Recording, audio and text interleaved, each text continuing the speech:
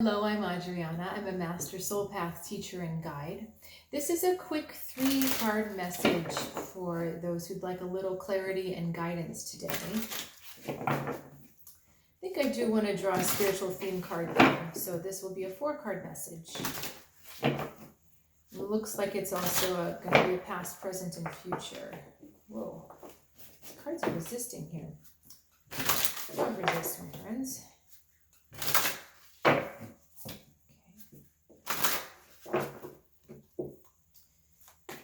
All right, King of Pentacles in the past, Hermit in the present, Knight of Pentacles in the future. Wow, really grounded energies here. 4 of Swords. Okay, so spiritual theme 4 of Swords is about quieting your mind and getting reconnected to your inner sense of knowing, taking some time out to rest. But also, I love the imagery on this card. The crow on the bottom, he's like in this cave or in this little cocoon. Understanding that sometimes you just need a little time out. Sometimes you don't need to push or strive or do or search or pursue. I've found with my experiences on the spiritual path that a lot of time is spent waiting or just not doing or tuning into the right moment. Okay, usually the way of doing things before I was on the spiritual path was I get the thought, I do it, or something comes in, I immediately react. And I remember one of my parents saying to me, you can always say, let me think about it, I'll get back to you. Because my first impulse was to jump in and react. But sometimes you have to wait for the right timing. You have to wait for the timing of you aligned with yourself and the timing of those around you, especially if you're trying to create and manifest with other people involving, like if you're trying to manifest a relationship, you're trying to manifest an outcome, that's a lot of different energies working. And so knowing the right time to do or to act is half the battle. I mean, timing really is everything in life. You can do everything correctly, but if you don't have the right timing, it falls flat or it doesn't work. Right? So if you pull the cake out of the oven too soon, it's not baked, you can't eat it. If you release music before people are really ready to hear it, it's not going to be a hit. So there's, not that those are the only 2 things in life, but the point is that timing is important, and the 4 of Swords is asking you to just take back some of that active doing and wait and rest and just get connected to the spot where it is the right timing. I think it's interesting too, there are 3 feathers hanging vertically here and then 1 hanging horizontally on the bottom. So 3 feathers is like, it's kind of reminding me actually of the 3 of Wands, where you're looking out and planning for the future, but the one on the bottom is saying, we need to not go anywhere right now. We need to lay the foundation. And I love these fireflies around because they're illuminating your cave. They're illuminating the space around you.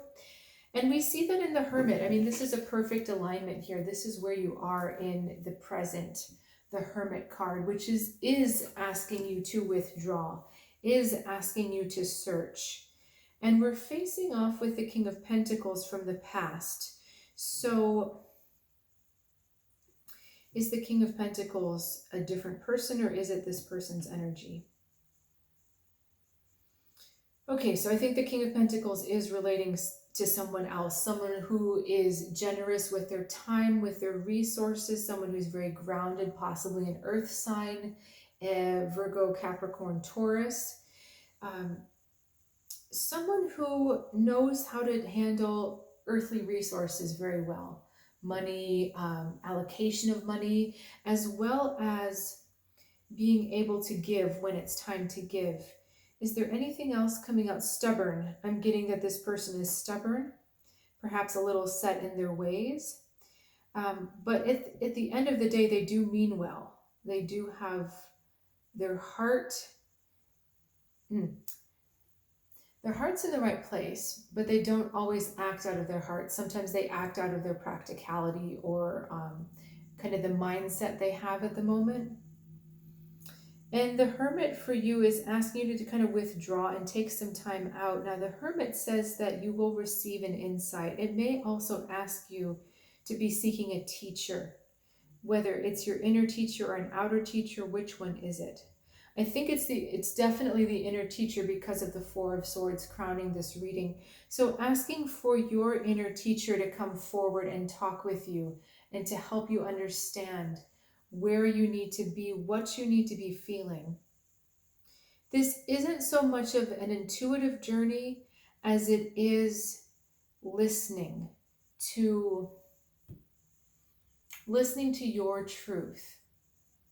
Okay, High Priestess and Empress and the Cups cards kind of deal with this in a different way. That's totally opening up and asking things outside of you for the help.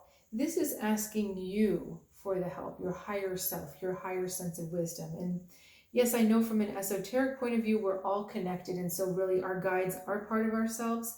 But this is just making sure that you're in your own lane. That's all I'm trying to say. It doesn't really matter specifically where the guidance comes from, but stay in your own lane about it.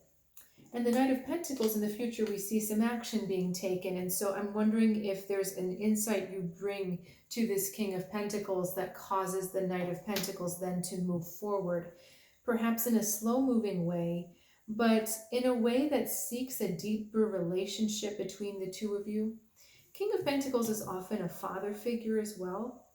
And with the Hermit energy here and the King of Pentacles, there could be a little bit of struggle on, who really knows best, who's the father, because father knows best, mother knows best, that kind of thing. It's really about you knowing that you know best for yourself. And Knight of Pentacles brings this energy into a plan, brings this energy into action. There's a little bunny on the card in front of him, so that's interesting. So rabbit energy also with you. I just want to get a little clarity about that future there. Ten of Swords. Okay. So something's going to have to give. Someone's going to have to give up their position. Someone's going to have to soften a little bit. There's going to have to be a compromise, because the Ten of Swords is an ending. And I feel like this is going to lead to the seeking of a combined truth, seeking of, kind of what works for both of us. And there's definitely going to be a lightening up, a release of the old, a letting go of what was.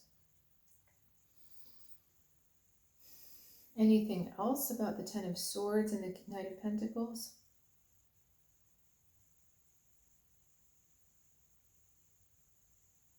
Now, I want to say there's a breaking of a bond. Now, what do you mean by the breaking of a bond? This is the breaking of a past bond that is influencing the current relationship or the current situation. So this is an old bond that needed to have been left behind. There's a little bit of a mask on the side. It's really subtle. There's a tiny little mask lying on the side of the Ten of Swords. So this is a bond that prevents you from being your true authentic self. And I feel like the Ten of Swords is helping to release that bond, to release the hold that this person's energy has on you. And that's part of the reason for this healing, for this time of going inward, this time of trusting the right timing and getting the answers within. It's all to break down that old bond that still has a hold on you. Okay. Is there anything else that wants to come out? Take a little bit of time, if you can, when you're in your meditations, to see your future self, to visualize your future self. And this isn't one of those business things that says, well, where do you see yourself in 2 years, in 5 years, in 10 years? This is your spiritual self. Where do you see yourself? How is your confidence level? How is your health? How are your intuitive gifts? How are your talents? How is your sense of purpose? Look into the future and see that, and focus your energy there, because that's where you're headed. A lot of times when we get stuck in the process, that's when we get stuck in the, oh my God, we've got this hurdle and that hurdle and this hurdle and that hurdle. Look at where you see yourself. See yourself free from this bond. See yourself free from what's been keeping you held in the past. Okay? And is there anything that we can say that will help understand who this person is, who the past bond is? Seven of Cups. Okay.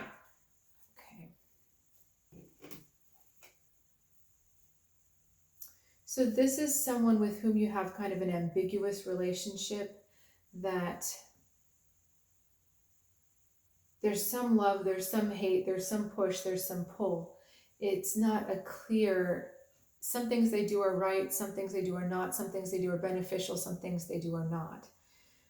This is tough. This is a tough relationship because it doesn't look like it's all bad and it doesn't look like it's all good.